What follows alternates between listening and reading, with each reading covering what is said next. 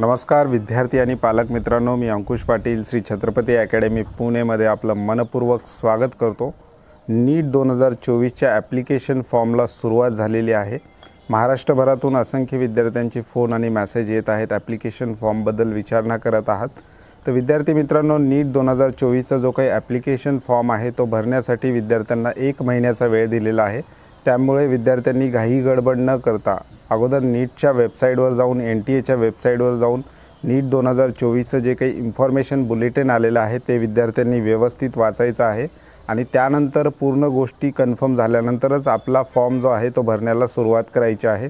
बऱ्याचशा विद्यार्थ्यांच्या त्याच्यामध्ये काही चुका होत आहेत, त्या करेक्शन विंडो आल्या तर आपल्याला करेक्ट करता येणार आहेत। त्यामुळे फॉर्म भरतानाच आपण ही काळजी घ्यायची आहे की आपला जो फॉर्म आहे तो आपल्याला ॲक्युरेटपणे त्या ठिकाणी भरायचा आहे। त्यामुळे कोणतीही घाई न करता विद्यार्थ्यांनी थोडासा वेळ घेऊन आपला फॉर्म भरला तर ते जास्त सोयीचं असणार आहे। विद्यार्थी मित्रांनो, नीट 2024च्या जे काही ॲप्लिकेशन फॉर्मची सुरुवात झालेली आहे 9 फेब्रुवारी ते 9 मार्च असा कालावधी विद्यार्थ्यांना त्या ठिकाणी ॲप्लिकेशन फॉर्म भरण्यासाठी दिलं गेलेलं आहे। त्याच्या अगोदर विद्यार्थ्यांनी 2024चं जे काही इन्फॉर्मेशन बुलेटिन आहे ते व्यवस्थित वाचून घ्यायचं आहे। त्याच्यामध्ये दिलेली माहिती व्यवस्थित वाचून घ्यायची आहे। त्यामध्ये आपल्यासाठी कोणती उपयोगाची माहिती आहे ती सुद्धा विद्यार्थ्यांनी व्यवस्थित वाचून मग आपला जो काही फॉर्म भरण्याच्या निर्णयाकडे विद्यार्थ्यांनी जायचं आहे। आता डॉक्युमेंटच्या बाबतीत बोलायचं झालं तर आपल्याला या ॲप्लिकेशन फॉर्म भरत असताना जे डॉक्युमेंट्स उपयोगी पडणार आहेत ते डॉक्युमेंट आपल्याला पूर्ण काउन्सिलिंग प्रक्रिया होईपर्यंत त्यातले काही डॉक्युमेंट्स आपल्याला सांभाळून ठेवायचे आहेत। त्याच्यामध्ये उदाहरणार्थ फोटोग्राफच्या बाबतीत बोलायचं झालं तर आता ॲप्लिकेशन फॉर्म भरण्यासाठी म्हणून तुम्ही जो काही फोटोग्राफ्स काढतायत त्याच्या कॉपीज विद्यार्थ्यांनी जास्तीत जास्त काढून ठेवायच्या आहेत। पुढे तुम्हाला ॲप्लिकेशन फॉर्म भरण्याबरोबरच जी काही काउन्सिलिंग प्रक्रिया असेल, ऑल इंडिया कोटा असेल, स्टेट कोटा असेल, यासाठी सुद्धा तुम्हाला फोटोग्राफची आवश्यकता पडणार आहे। त्यानंतर तुमचा एखाद्या कॉलेजला नंबर लागला तर त्याही ठिकाणी तुम्हाला फोटोग्राफची आवश्यकता भासणार आहे। त्यामुळे फोटोग्राफ जे आहेत ते जास्तीत जास्त विद्यार्थ्यांनी काढून ठेवायचे आहेत। त्याचबरोबर 10th मार्कशीट प्लस सर्टिफिकेट म्हणजे ज्या विद्यार्थ्यांचं 12वी महाराष्ट्र स्टेट बोर्डातून झालेलं आहे अशा विद्यार्थ्यांसाठी दोन्ही सर्टिफिकेट महत्त्वाचे आहेत। त्यामुळे विद्यार्थ्यांनी त्याची जुळवाजुळव करायची आहे। त्याचबरोबर सगळ्यात महत्त्वाचं मोबाईल नंबर आणि ईमेल ID बद्दल मला विशेषतः विद्यार्थ्यांना सांगायचं आहे।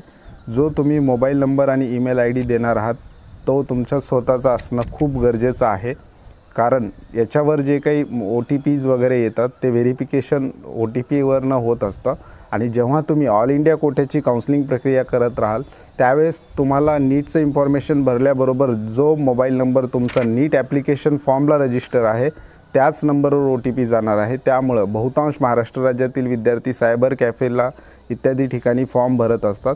त्या ठिकाणी बऱ्याचदा नंबर त्या ओनरचा त्या ठिकाणी विद्यार्थी देताना आपल्याला पाहायला मिळतात आणि नंतर ऑल इंडिया कोट्याची जेव्हा काउन्सिलिंग प्रक्रिया सुरू होते तेव्हा तो फॉर्म भरत असताना OTP त्या ओनरकडे जातो, म्हणजे ज्यांचा मोबाईल नंबर दिलेला आहे त्यांच्याकडे जातो आणि तो मिळवण्यासाठी विद्यार्थ्यांना मग कष्ट घ्यावे लागतात। त्यामुळं जो काही मोबाईल नंबर आणि ईमेल ID हे स्ट्रिक्टली विद्यार्थ्यांनी आपला किंवा आपल्या पालकांचा सुद्धा देऊ शकता, परंतु आपलाच मोबाईल नंबर किंवा ईमेल ID दिलं तर जास्त सोयीचं राहील। त्यामुळे विद्यार्थ्यांनी मोबाईल नंबर आणि ईमेल ID विषयी ही काळजी घ्यायची आहे, कारण नीटचा रिझल्ट लागल्यानंतर जी काही काउन्सिलिंग प्रक्रिया किंवा ज्याला आपण प्रवेश प्रक्रिया म्हणतो त्यामध्ये हा मोबाईल नंबर आणि ईमेल IDचा रोल खूप महत्त्वाचा आहे। ऑल इंडिया कोट्याच्या जेवढ्या काउन्सिलिंग प्रक्रिया आहेत त्या ह्याच मोबाईल नंबर आणि ईमेल IDला लिंक असणार आहेत। तुम्ही नीटचा डाटा भरल्याबरोबर तुमच्या या मोबाईल नंबर आणि ईमेल IDवर व्हेरिफिकेशन कोड नंतरसुद्धा जाणार आहे। त्यामुळे आपला स्वतःचा मोबाईल नंबर आणि ईमेल ID देणं जास्त गरजेचं आहे। त्याचबरोबर विद्यार्थ्यांना या ठिकाणी आणखी काही प्रश्न विद्यार्थी विचारत होते, त्याच्यामध्ये कोडच्या बाबतीत विद्यार्थ्यांना थोडंफार कन्फ्युजन आहे। नीटचं इन्फॉर्मेशन ब्रोशर वाचलं तर त्या ठिकाणी 7 कोड आपल्याला दिसतात, त्यातले 2 कोड अत्यंत महत्त्वाचे आहेत।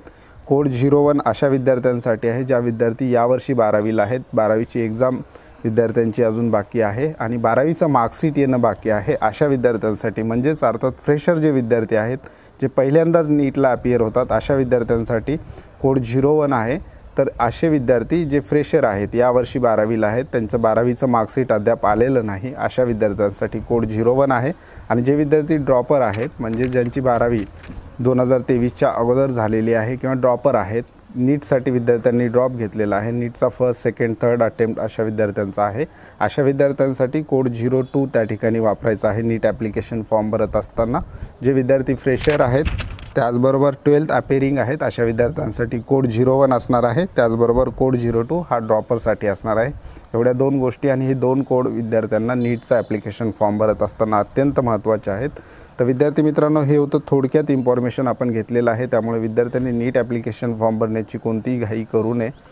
एकदम करेक्ट इन्फॉर्मेशन झाल्याशिवाय, पोर्टल व्यवस्थित बघितल्याशिवाय, त्याचबरोबर इन्फॉर्मेशन बुलेटिन व्यवस्थित वाचल्याशिवाय कुठलीही घाई विद्यार्थ्यांनी करू नये. आपल्याला इन्फॉर्मेशन बुलेटिनमध्ये आणखी एक महत्त्वाची माहिती त्या ठिकाणी दिली गेलेली आहे OBC विद्यार्थ्यांच्या बाबतीत. सेंट्रल लिस्टमध्ये जर तुमचा OBC चा उल्लेख असेल तर तुम्ही त्या ठिकाणी OBC भरा असं त्या ठिकाणी सांगितलेलं आहे. तर OBC सेंट्रल लिस्ट कुठे पाहायची, तर डिस्क्रिप्शन बॉक्समध्ये मी लिंक दिली गेलेली आहे. त्याच्यावर OBC जेवढ्या काही कास्ट OBCमध्ये येतात सेंट्रल लेवलला, अशा संपूर्ण कास्टची लिस्ट त्या ठिकाणी आहे. विद्यार्थी त्या लिंकवर क्लिक करून आपली कास्ट सेंट्रल लेवलला OBCमध्ये आहे का हे सुद्धा कन्फर्मेशन त्यावरून करू शकतात. श्री छत्रपती अकॅडमी पुणेच्या पेड काउन्सिलिंगला सुद्धा आम्ही सेवेला सुरुवात केलेली आहे. ज्या विद्यार्थ्यांनी पालकांना आमच्याकडे पेड काउन्सिलिंगसाठी जॉईन व्हायचं असेल तर डिस्क्रिप्शन बॉक्समध्ये आमचा नंबर त्याचबरोबर ॲड्रेस दिला गेलेला आहे. त्या नंबरवर कॉल करून तुम्ही पेड काउन्सिलिंगविषयी विचारणा करू शकता.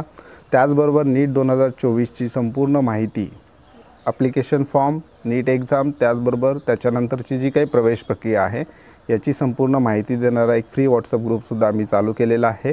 त्याचीसुद्धा लिंक डिस्क्रिप्शन बॉक्समध्ये दिली गेलेली आहे. त्या लिंकवर क्लिक करून तुम्ही सहज आमच्या फ्री व्हॉट्सअप ग्रुपलासुद्धा जॉईन होऊ शकता. त्याचबरोबर आमचं ऑनलाईन ॲप्लिकेशनसुद्धा आहे. ज्या विद्यार्थ्यांनी पालकांनी अजूनही आमच्या ऑनलाईन ॲप्लिकेशनला रजिस्टर केलं नसेल तर डिस्क्रिप्शन बॉक्समध्ये त्याचीसुद्धा लिंक दिली गेलेली आहे. त्यावर क्लिक करून तुम्ही आमचं ऑनलाईन ॲप्लिकेशनसुद्धा डाउनलोड करून घेऊ शकता. तुर्तास आजच्या व्हिडिओमध्ये आपण इथेच थांबतोय. पुन्हा भेटूयात आणखी एका नव्या आणि माहितीपूर्ण व्हिडिओमध्ये. धन्यवाद.